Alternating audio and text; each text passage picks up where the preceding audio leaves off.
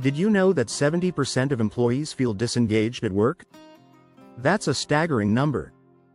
When your team is falling apart, it can feel like you're in the middle of a storm with no way out. The truth is, many leaders face this challenge at some point in their careers. In fact, a study by Gallup found that teams with high disengagement are 21% less productive. So, what can you do when everything seems to be unraveling? How can you steer your team back on course? In this video, we'll dive into strategies that turn chaos into clarity.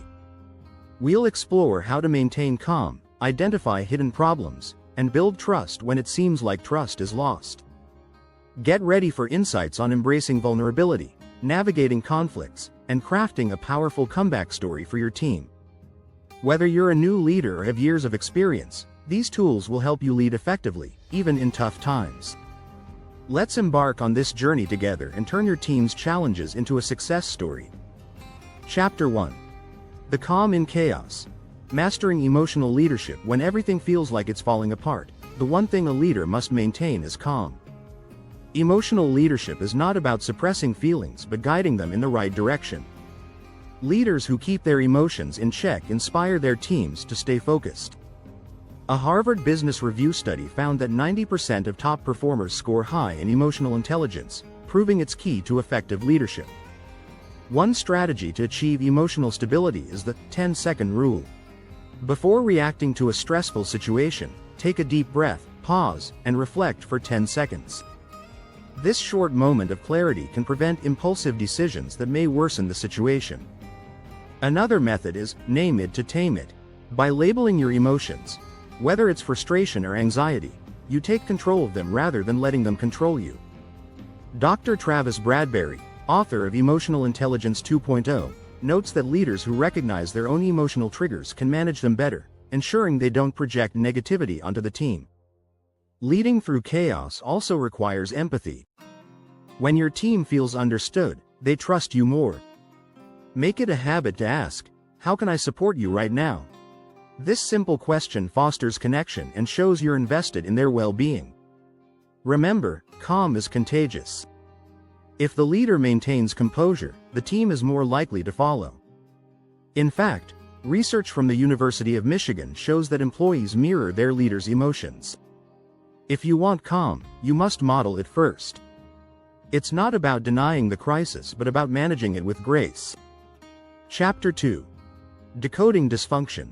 Spotting hidden fractures. Sometimes, the root of team dysfunction isn't obvious. Leaders need to develop the skill of spotting hidden fractures before they become major cracks. According to Gallup, 85% of employees worldwide are not engaged at work, which suggests that many teams are operating with unaddressed problems beneath the surface. One way to uncover these issues is by conducting regular one-on-one check-ins. Ask open-ended questions like, "What's frustrating you most right now?" or "What would make your job easier?" These conversations can reveal problems that group meetings may hide. Leaders who actively listen in these meetings are better positioned to notice patterns that point to larger issues. Team dynamics can also reveal hidden fractures. Pay attention to body language in meetings. Are people avoiding eye contact? Is there a lack of enthusiasm when discussing projects? These are red flags. Patrick Lencioni, author of The 5 Dysfunctions of a Team, highlights the importance of vulnerability-based trust in a high-functioning team. If your team is afraid to speak up, trust is likely missing. Additionally, consider running an anonymous team survey.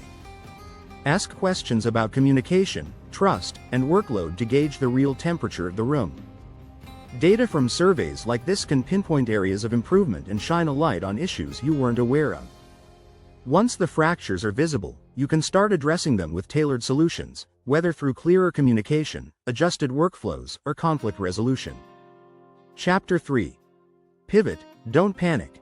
Rebuilding trust and alignment. When your team is falling apart, panic often sets in. But as a leader, your job is to pivot, not panic. Trust is the glue that holds teams together, and when it's lost, everything else crumbles. According to Edelman's Trust Barometer, 58% of employees trust strangers more than their own boss. That's a stark reminder of how fragile trust can be. and why rebuilding it must be a priority. One powerful way to rebuild trust is through transparency. Be upfront about the challenges the team is facing. Acknowledge mistakes, both personal and collective. Brené Brown, in her book Dare to Lead, emphasizes that vulnerability and honesty are essential for trust building. When leaders admit they don't have all the answers, it fosters a culture of openness and encourages others to do the same. Another crucial aspect of rebuilding is alignment.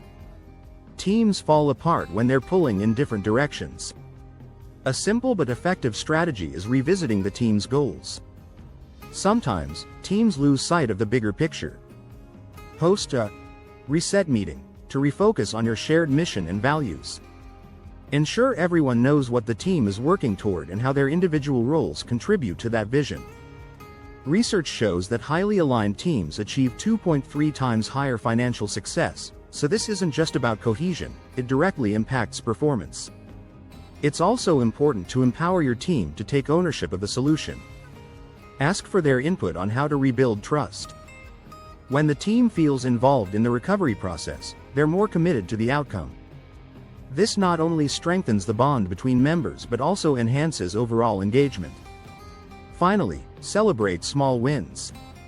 Rebuilding trust takes time, so acknowledging incremental progress boosts morale and reinforces the positive behavior you want to encourage.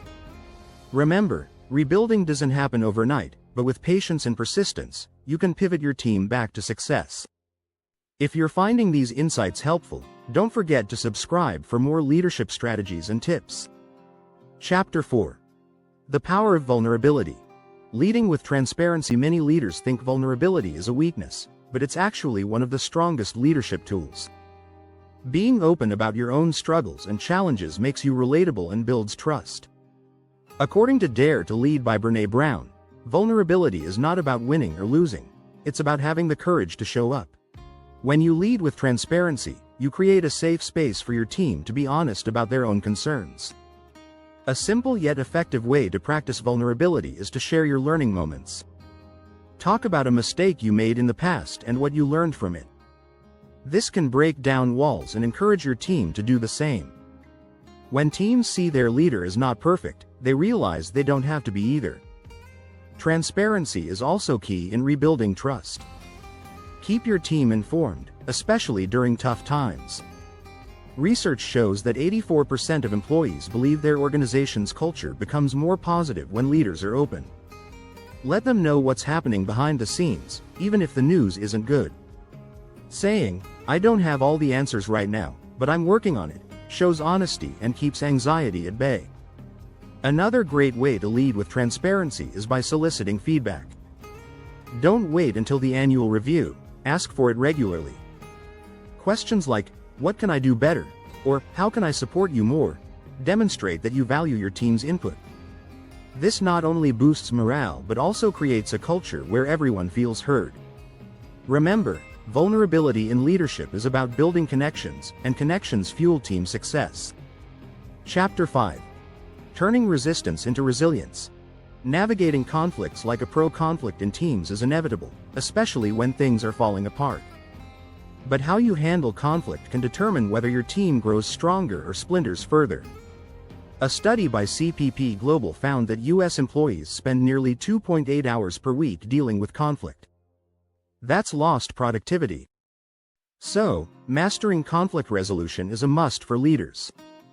The key to turning resistance into resilience is approaching conflict with curiosity, not defensiveness. When a disagreement arises, ask open-ended questions. Instead of saying, "Why didn't you meet the deadline?" try, "Can you walk me through what happened?" This lowers defenses and encourages a more productive conversation. According to Crucial Conversations by Carrie Patterson, people become defensive when they feel misunderstood or judged. So, listening without interrupting is critical. Another useful strategy is reframing. Conflict often stems from clashing perspectives. Help your team see the situation from a different angle. If two members disagree on a project direction, guide them to focus on shared goals instead. Remind them, "We're all working toward the same outcome. Let's figure out the best way to get there." By shifting the focus to common ground, you can reduce tension. It's also vital to establish conflict resolution protocols. Set a standard for how conflicts should be addressed within the team. Whether it's a 24-hour, cooling-off period before discussing the issue or having a neutral third party mediate, having a plan in place reduces the emotional heat of the moment. With the right tools, conflicts become opportunities for growth rather than obstacles to overcome. If you've enjoyed this content, be sure to subscribe for more insights on leadership and team building. Together, we can navigate the toughest challenges and turn them into success stories.